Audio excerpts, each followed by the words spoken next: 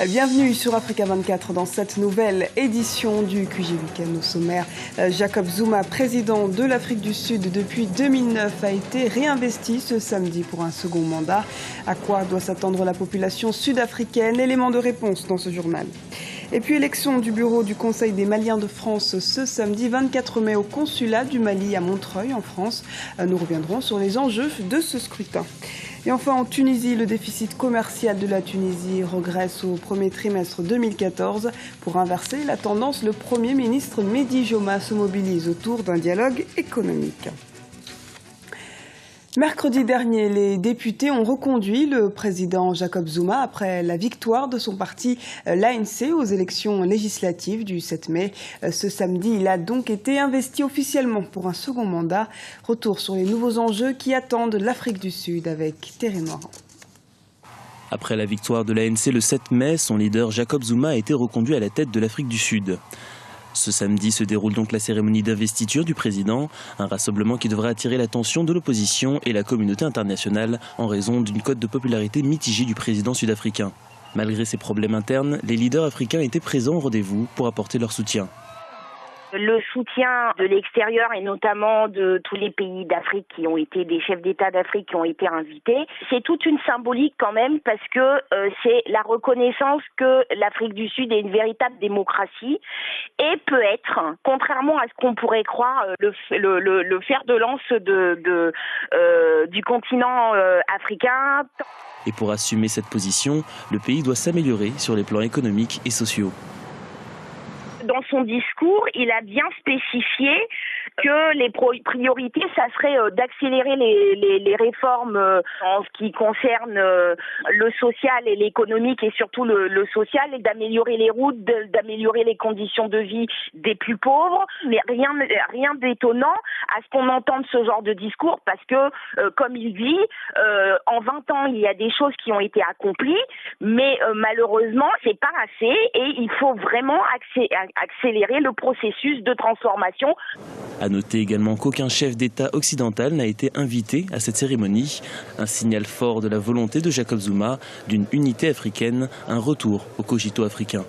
C'est vraiment pour montrer que finalement l'Afrique du Sud veut se projeter comme le pays moteur de l'Afrique et il est encore question à nouveau de cette problématique pour rendre l'Union africaine encore plus performante et finalement l'Afrique du Sud demande à ce que tous les pays africains s'unissent pour régler les soucis qu'il y a sur le continent africain, donc les guerres, mais et également la lutte contre le terrorisme.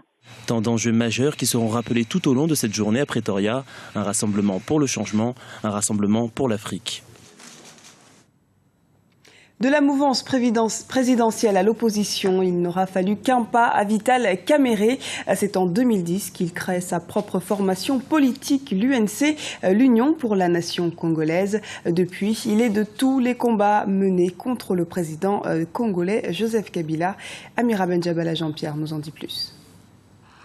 Il était l'un des alliés du président congolais Joseph Kabila. Aujourd'hui, c'est l'un des plus farouches opposants de la politique menée actuellement en République démocratique du Congo.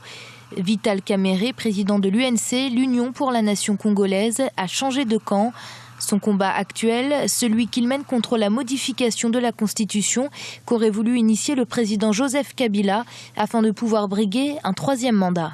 Nous proposons que nous puissions nous retrouver dans une table ronde avec la CENI, avec l'opposition politique de la société civile et la majorité, quelques délégués, et les représentants spéciaux du secrétaire général des Nations Unies, et les autres qui interviennent dans les élections au Congo, et les permanents et quelques ambassadeurs africains, pour qu'ils arbitrent et qu'ils accompagnent les Congolais dans la recherche d'une feuille de route consensuelle. Je me pose la question pourquoi les amis de la majorité présidentielle veulent toujours proposer des choses qui énervent la population congolaise. Ça, c'est gouverner par défi et nous ne l'accepterons jamais. Le peuple doit rester en éveil. Problèmes sociaux, institutionnels, économiques, pour tenter de les régler, le président Joseph Kabila a initié des concertations nationales, des assemblées boycottées par une partie de l'opposition, dont Vital Kamerhe, qui remet en cause l'efficacité de ces pourparlers. Nous n'avons pas été prophètes au niveau de l'opposition, la vraie. nous avions prédit que ça serait un fiasco, qu'il y aura une ribambelle des recommandations, 679 pour préciser, et qu'aucune ne sera appliquée. Vital Kamerhe a incontestablement réussi à s'affirmer au sein de l'opposition congolaise. Mais sera-t-il leur candidat officiel à l'élection présidentielle de 2016 ? La question reste en suspens. Élection du bureau du Conseil des Maliens de France ce samedi 24 mai. Le scrutin a lieu au consulat général du Mali à Montreuil en France. Il s'agit ici de fonder une représentation unique des Maliens de France. Thiambel Gimbayara, directeur de la publication de La Voix du Mali, revient sur les enjeux du scrutin et le rôle de la diaspora dans le développement économique du Mali. C'est important parce que cette structure prend puise son existence en quelque sorte de la constitution du Mali qui a été édictée lors de la conférence nationale pour une reconnaissance aux Maliens de l'extérieur, pour les impliquer dans le développement du pays. On a instauré un Haut Conseil des Maliens de l'extérieur. C'est un démembrement du Haut Conseil des Maliens de l'extérieur, section de France, qui élit aujourd'hui son bureau. Un bureau composé de 43 membres avec les associations et selon les statuts et les règlements jusque-là édités par le Haut Conseil des Maliens de l'extérieur. Voilà l'enjeu, il est aussi économique, politique et socioculturel. Il s'agit de donner une voix à la diaspora malienne, une voix organisée qui porte les projets, qui porte la voix de la diaspora dans le développement socio-économique du pays. En Côte d'Ivoire, le chômage chez les jeunes représente plus de 6 millions de personnes. Aujourd'hui, ils sont de plus en plus nombreux à se tourner et se retourner vers l'entrepreneuriat. Notre correspondant en Côte d'Ivoire, Olivier Conan, est allé à leur rencontre. Créer son propre emploi pour éviter le chômage, c'est la voie empruntée par Guy Médéa Kwakunoma. Avec l'aide de ses parents et de sa fiancée, il a monté au plateau de Cuy un business de réparation de téléphones cellulaires, un domaine aux antipodes de sa formation académique de licence en sociologie. Il n'y a pas d'école de GSM, de réparation des cellulaires. J'ai fréquenté des amis, voilà. Et c'est comme ça, c'est parti. Il a commencé à me montrer un peu les choses, et puis bon, voilà. Avec la passion que j'avais pour le téléphone, j'aimais bien démonter, voilà quoi. Donc c'est comme ça que j'ai décidé d'entreprendre aussi et de créer ma propre structure. Guy Médéa Kwakunoma a ajouté à son activité la vente d'accessoires de téléphone pour compenser la baisse au niveau des réparations. Parallèlement, il a formé une dizaine de jeunes à ce métier. Mon objectif, c'est s'assurer un peu ça, d'ouvrir un centre de réparation, permettre aux jeunes qui, n'est-ce pas, qui sont sans emploi, d'avoir quand même une chance d'être formés, s'installer, et puis bon voilà. Guy Médéa Kwakunoma a démarré avec un capital de 50 000 francs CFA en 2002. 12 ans plus tard, son business est florissant. C'est la preuve qu'avec peu de moyens, les jeunes peuvent entreprendre et réussir. Pour faire face à une situation économique jugée alarmante, le Premier ministre tunisien Mehdi Joma organise le 28 mai un dialogue économique qui réunira les forces vives de la nation. Mais le processus de consultation nationale est boycotté par certains. Les précisions de Flore Onissa.